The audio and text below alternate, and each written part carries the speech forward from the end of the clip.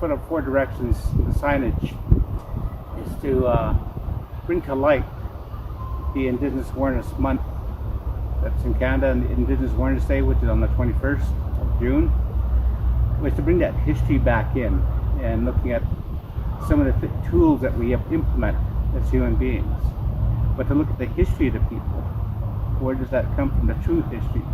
You know, it's not about Treaty 7, because that's only from 1877 on, but we're talking about ancient history, thousands of years that our people been here. And the four directions just to help implement that and to show that how is actually exercising what they're talking about. They're walking that talk now. To really honor the first peoples of the land and being on Blackfoot lands that we're all on and realizing the true essence of what this is for all of us. And it's really getting us back into that place of well-being, and the work that we do here at Hull is to really bring that and using that inclusion of Indigenous ways of knowing and doing.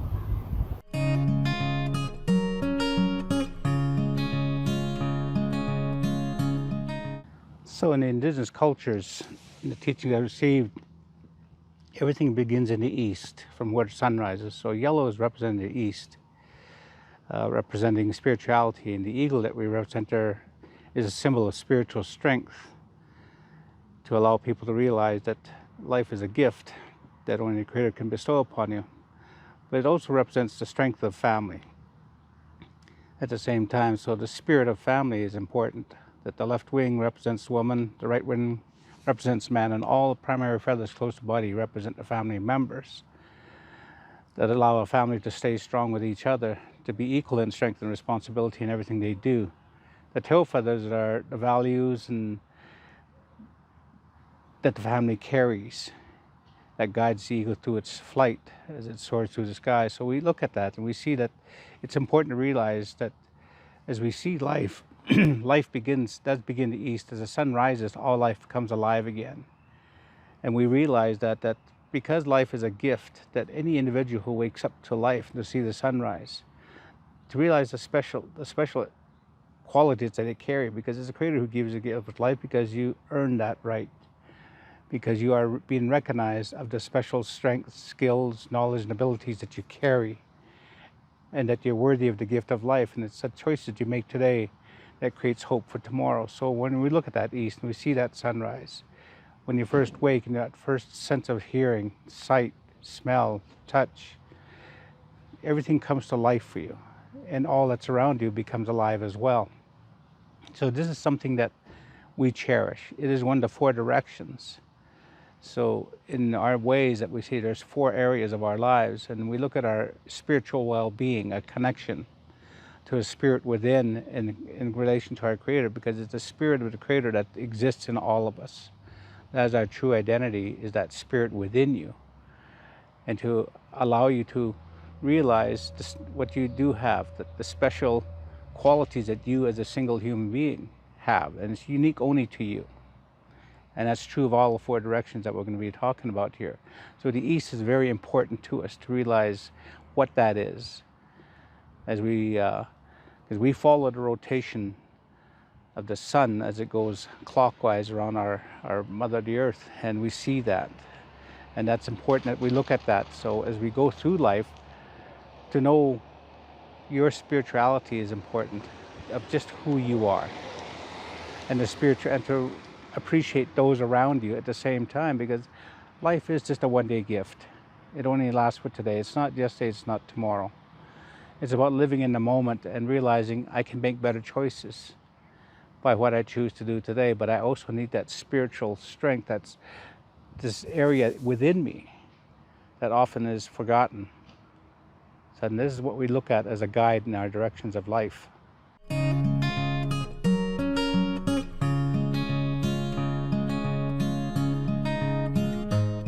So as we follow the sun in the circle of life, we started in the east, beginning with the sun, the eagle, and the color yellow. Here in the south, it's about white, the color white, and using the wolf as a symbol of that emotional well-being, that they take equal responsibility. But our emotional well-being is allowing ourselves to feel and to express our feelings openly in a positive way and in a good way, doesn't harm or condemn others around you. So being emotionally well is to really connecting to yourself with your spirit and all your feelings, because those are individually unique to you as well, that nobody else can feel like you. You know, they can associate with you, but they'll never know exactly how you feel. And it's being able to speak about that in a good way and saying, this is my gift. I need that to be able to express what I'm going through, whether it be anger, to own the anger, because anger, it doesn't belong to anybody but you. It's your anger. And when you allow yourself to feel that and to accept that, then do you find positive measures on how to deal with the anger in a positive way. And we all go through that.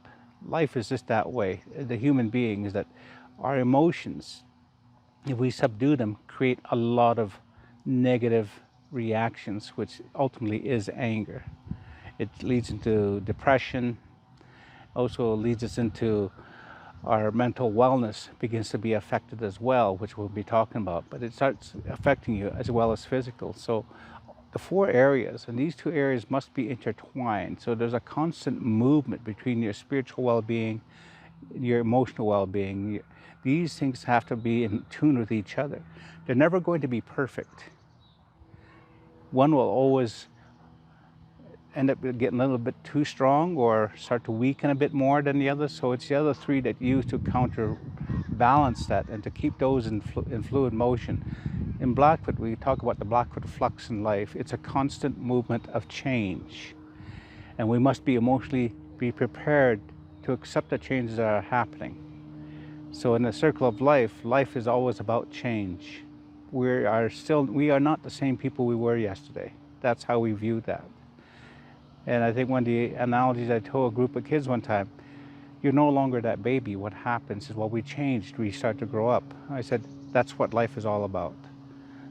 And to feel that joy of that.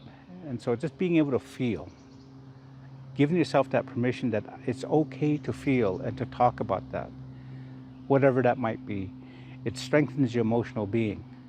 And to be able to express your emotional well-being, if it means that tears need to flow, then don't fight that.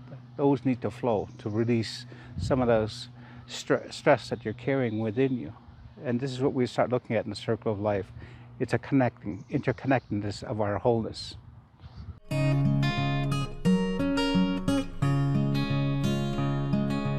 So as we followed coming from our emotional well-being, we go to the physical, which is in the West.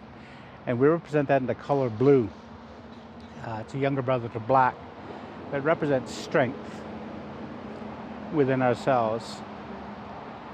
As we go through the process and looking at how we are and saying when we're emotionally and spiritually down, it's a reconnection to our Mother the Earth, to get out into the forest, into the land, to rivers, streams, and creeks, and regain that strength. It's about being physically well with yourself. And those are always in connection to our spiritual well-being, our emotional well-being, that starts coming into fold. And we use the great bear, the grizzly bear, that represents that strength. They show that in how they prepare themselves.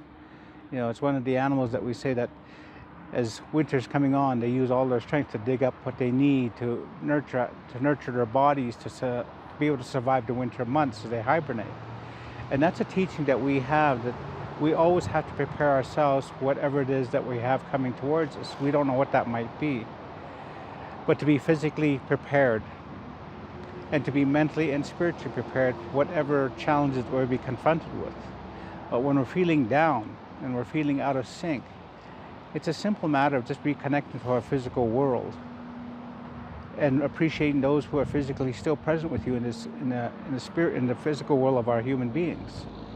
The family members we have, the friends and relatives. It's that physical presence that becomes important to us. And we see that. It's also the great bear that teaches about the medicines. A lot of our medicines come from the mountains. So you heard about bear root. Well, it's a bear that digs that up and exposes that, and that's the roots that we use for certain ailments that we all have. But this is where we're at in the life, is that the circle of life is that these components start intertwining. One cannot work by itself. It needs the strength of the others to continue the direction of life itself.